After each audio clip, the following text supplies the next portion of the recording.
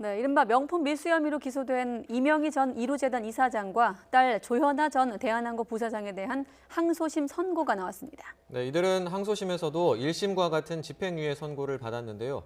이 내용 포함한 주요 사건 사고 김광삼 변호사와 함께 살펴보겠습니다. 안녕하십니까? 네, 안녕하세요. 안녕하십니까?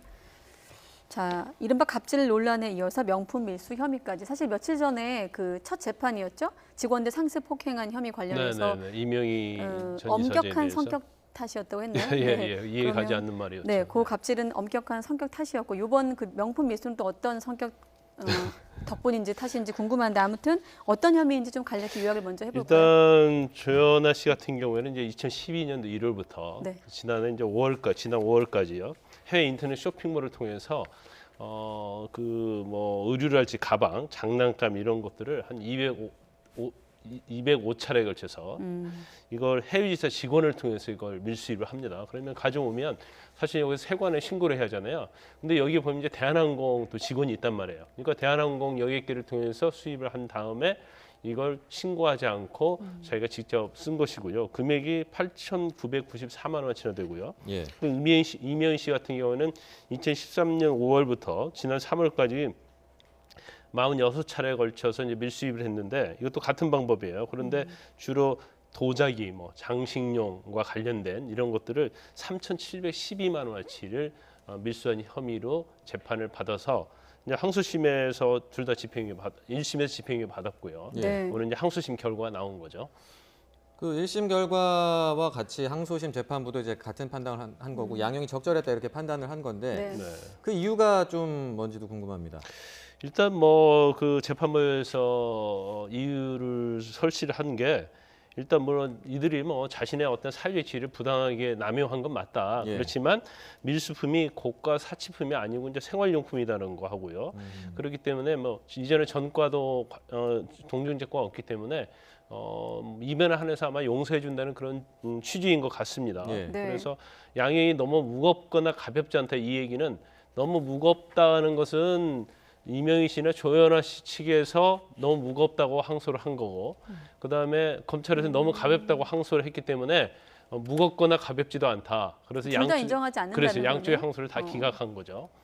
그 가져온 물건을 시장에 팔거나 이랬으면 더 형량이 높아졌을 가능성도 있는 거죠. 그렇죠. 그런데 이제 일반적으로 밀수품과 관련된 것은 이제 양이 굉장히 중요하고요. 예. 네. 두 번째 이 밀수품의 종류가 무엇인지 그리고 이걸 조직적으로 수입을 한 것인지 그리고 밀수품 이제 종류 자체도 굉장히 중요합니다. 예. 그래서 어떤 영업의 목적 아니면 수입을 금지하고 있는 거에 대한 수입 이런 것이 있을 때는 형량이 굉장히 높죠. 예. 그런데 아마 재판부에서는 이게 초범이고 그다음에 관련된 물건들이 생활에 필요한 물품들이었기 때문에 네.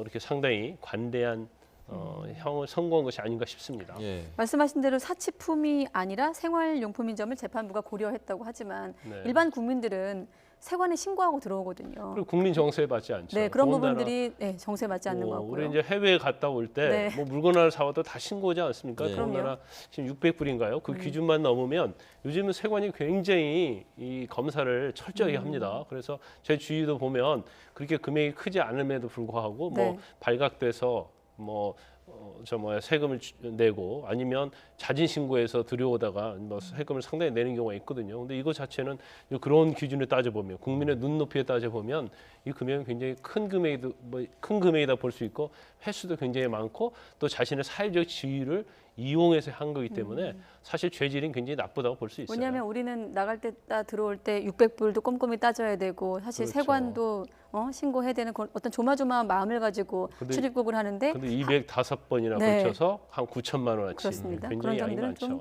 정서와 거리가 멀어 보이긴 합니다. 예. 그리고 이제 말씀하신 것처럼 이런 밀수 혐의 말고도 또 네. 다른 논란들이 많지 않았습니까? 사회적으로 논란이 되는 게 많았기 때문에 이 한진과 모녀를 바라보는 시선이 더 곱지 않은 것 같은데 관련해서 또 다른 소송이라든지 재판도 진행이 되고 있죠. 이게 사실 소송이 워낙 많아서요. 네. 아마 시청자 여러분도 다 잊어버렸을 것 같아요. 네. 이제 제일 중요한 것이 조현아 씨 같은 경우는 땅콩 회항 있지 않습니까? 네. 그래서 박창진 사무장에 대해서 갑질했던 거, 폭행했던 거. 네. 그 부분에서는 1심에서 징역 1년 실형을 선고받았어요. 예. 그런데 결국 이제 항소심에서 집행유예를 받았고 그 다음에 불법 가사 도우미와 관련된 부분 네. 이것도 역시 조현아 씨나 이제 이명희 씨가 같이 해당되는 부분인데 이제 유괴에 의한 공무집행방해예요. 그래서 위계에 의한 예, 네. 필리핀에서 가사 도우미를 데려와서 불법으로 고용한 거기 때문에 이 부분도 둘 다 집행유예 받고 선고는 끝났고요. 예. 네. 아까 말씀드린 것처럼 이명희 씨 같은 경우에는 이제 운전기사랄지 도우미에 대한 갑질 논란 그게 한 25차례 정도 됐나요?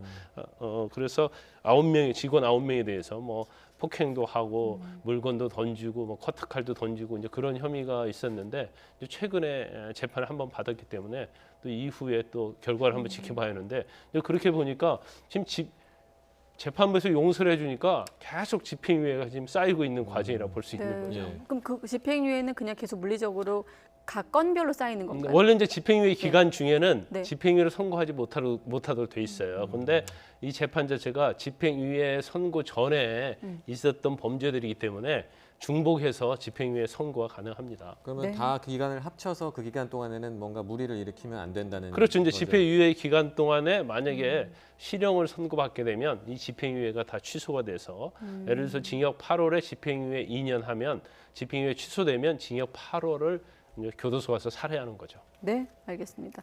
자, 그리고 인터넷에서도 좀 관심이 높던데 보복 운전 혐의로 기소가 됐죠. 배우 최민수 씨에 대한 항소심이 있었습니다. 2심 선고 이후에 최 씨가 취재진 앞에서 입장을 직접 밝히기도 했는데 어떤 표정으로 어떤 이야기를 했는지 한번 들어보겠습니다.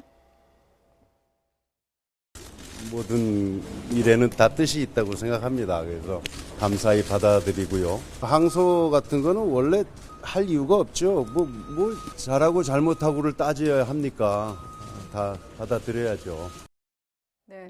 뭐 끝에 항소 같은 건 원래 할 이유가 없죠 했지만 2심 재판부는 항소했기 때문에 열린 거 아닙니까? 그렇죠. 항소를 네. 했는데 아마 이제 상고의 의미인 것 같아요. 그러니까 항소심에서 결정이 났으니까 네. 대법원에 상고할 거냐 물어보니까 뭐 상고할 이유가 없죠. 근데 이제 상고 어떤 법적인 용어이기 때문에 예. 그 이제 항소로 아마 쓴 것 같은데 근데 어차피 1심에서 한 거 항소했잖아요. 근데 항소할 의미가 없다고 하는 것은 좀 약간 앞뒤가 좀 맞지 않는 이 얘기다 이렇게 볼 수 있을 것 같습니다. 하지만 결과적으로 이것도 마찬가지로 이제 검찰은 형이 너무 가볍다 해서 항소했고요. 최민수 씨는 너무 형이 무거우면서 법리적으로 문제가 있고 1심 재판부에서 사실 오인을 했다 이런 취지로 항소를 했거든요. 네. 그런데 결과적으로 항소심 재판부는 둘 다 항소 이유서가 이유가 없다 해서 기각을 했기 때문에 1심 형이 그대로 확정이 될 수 있죠. 상고를 하지 않으면. 예. 그 지금 최민수 씨가 그러니까 보복운전 혐의로 지금 네. 재판을 받은 건데 보복운전이란 말도 있고 또 난폭운전이란 말도 있고 이게 이제 많이 요즘에 문제가 되고 있는데 네. 이걸 좀 어떻게 법률적으로 구분할 수 많이 있을까요? 혼용돼서 쓰입니다. 예. 그런데 일반적으로 이제 납포 운전은 우리가 뭐 상대방이 없는 난폭 운전도 될 수 있고요. 그다음에 지그재그 운전할 때 갑자기 끼어든다랄지 그리고 사라져 버리면 이게 난폭 운전인데 예. 그런 난폭 운전 중에 이제 그 난폭 운전 중에 그걸 보고 굉장히 감정이 상하잖아요. 네네. 그리고 운전 중에 그걸 제압하기 위해서 어떤 위험한 행위를 하게 되면 이게 이제 보복 운전이 되는 거고 그 결과에 따라서 형이 굉장히 천차만별이에요. 그래서 우리가 보통 자동차를 가지고 위협을 하게 되면 특수자가 들어갑니다. 자동차 위험한 물건이 해당이 되기 때문에 그리고 그걸 가지고 만약에 앞에 급정지를 했어요. 예. 그래서 뒷차 끼어든 차가 자기를 받게 하면 네. 그러면 그 자동차가 손괴가 되면 이건 또 특수 손괴고 이번에 그 최민수 씨 사건 그렇죠. 같은 경우에는 그리고 그 안에 자동차에 타고 있던 사람이 상해를 입으면 특수 상해가 돼요. 그렇기 때문에 자동차라는 위험한 물건을 매개로 해서 자기가 볼 때는 그냥 단순히 안가품 또는 단순한 위협에다 불과하다 이렇게 생각할 수 있는데 그 결과가 뭐 상해가 난다랄지 아니면 이게 문제가 되면 상당히 엄한 처벌을 받을 수 있는데 예. 그러나 요즘은 다 블랙박스가 있잖아요. 네. 그 차마다 그리고 CCTV가 있어서 어떻게 운전을 했는지 보복 운전을 했는지가 적나라하게 다 드러나요. 그렇기 때문에 본인이 뭐 도망간다 해도 처벌을 면할 수는 없거든요. 그래서 지금 사실 보복 운전, 난폭 운전 이런 사례가 지금 10만 명당 거의 한 700건 이상 이 정도 일어나고 있다고 하니까 이거 예. 상당히 많은 숫자죠. 그렇게 많다 보니까 저희도 뉴스 중에 여러 번 이 관련한 뉴스를 전한 적이 있는데 꼭 최민수 씨 사례가 아니어도 보복 운전이나 뭐 도로 위에 폭행 행위 등에 대해서 많이들 받고 그러다 보니 법무부가 엄단 방침을 밝히기도 했거든요. 실제 보복 운전의 경우 법적 수위 최고로 하면 어느 정도 되나요? 근데 법적으로 최고의 수위는 최고로 어떤 자동차를 가지고 위협을 해서 상해를 입힌 경우가 가장 큰 형량이 높아요. 그래서 2년 이상 돼 있거든요. 그래서 특수 상해라고 그럽니다. 그래서 그런 위협 운전을 하다가 상대방이 상처를 입었을 때가 네. 형량이 제일 높죠. 그래서 그런 부분은 이전에 이제 전과도 있는지 또 아니면 합의를 했는지 아니면 상해의 정도가 어느 정도인지 이거에 따라서 형량은 상당히 천차만별입니다. 예. 네. 알겠습니다. 저희가 이제 다음 내용을 좀 마지막으로 짚어보겠습니다. 오늘 그 KT 취업 청탁 의혹을 받고 있는 자유한국당 김성태 의원이 이제 결심 공판인데 오늘 네. 그러니까 검찰이 재판부에 형량을 어느 정도 내려주십시오 이렇게 요청을 하는 거죠. 어느 네, 정도 나올까요?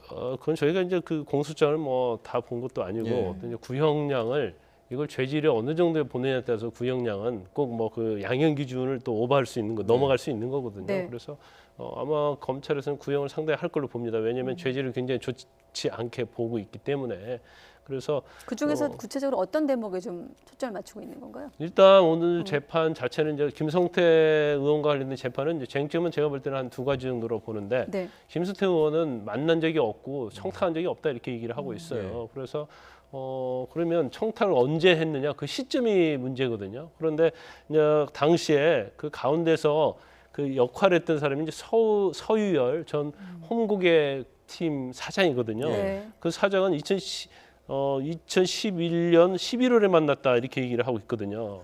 그런데 김성태 의원은 만난 적이 없다 이렇게 얘기를 하고 있고 오히려 만난 것은 내가 2009년 5월에 만났기 때문에 네. 이 청탁과는 채용 청탁과 아무 상관이 없다 이렇게 얘기를 하고 있어요. 그런데 새로 나온 증거가 2009년 5월에 같이 일식집에서 식사하면서 카드 계산했던 것이 나왔기 때문에 그런 김성태 의원이 말이 맞는 거 아니냐. 근데 물론 카드 계산 안 했다 하더라도 청탁 전에 또 만날 수도 있어요. 예. 그렇기 때문에 이거 자체 유죄 무죄는 가리는 데 있어서는 아주 결정적이다 볼 수는 없어요. 이제 예. 그렇지만 또 한 가지 쟁점이 되는 것이 아마 그걸 거예요.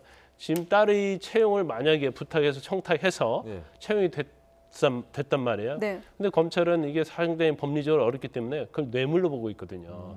그래서 이거 자체를 과연 뇌물 수수를 볼 것인가? 우리가 뇌물은 일반적으로 재산상 이익을 받는 걸 뇌물로 보거든요. 그런데 취업 자체도 재산상 이익 또는 취업을 하면 또 월급을 받잖아요. 그래서 아마 검찰에서는 이런 시각에서 아마 뇌물죄로 기소를 한 걸로 보이는데 네. 거기에 대한 법리적 평가 그리고 사실적인 부분은 채용 청탁을 정말 구체적으로 했느냐 이제 이 부분이 쟁점이 때문에 네. 이 두 가지 인정이 되면 이제 유죄 선고가 되겠죠. 뇌물이 인정되느냐에 안 되느냐에 따라서 어느 정도까지 형량이 차이가 날까요? 일반적으로 이제 뇌물죄는요 그 벌금형이 없어요. 그래서 김성태 의원은 공무원이잖아요. 예. 그래서 만약에 유죄 선고가 나게 되면 아무리 형량이 낮게 선고된다 하더라도 결과적으로 의원직을 잃을 수밖에 없는 그런 아주 유태로운 상황이다 이렇게 볼 수 있습니다. 네, 알겠습니다. 당초 이제 검찰 구형 결과가 나오면 그 구형 결과를 분석하려고 했는데 일단 아직 안 나왔기 때문에 속보가 나오면 다시 전해드리고 오늘은 쟁점 정도 짚고 마무리 짓도록 하겠습니다. 네, 지금까지 김광삼 변호사와 함께했습니다. 오늘 말씀 고맙습니다. 네, 잘 들었습니다.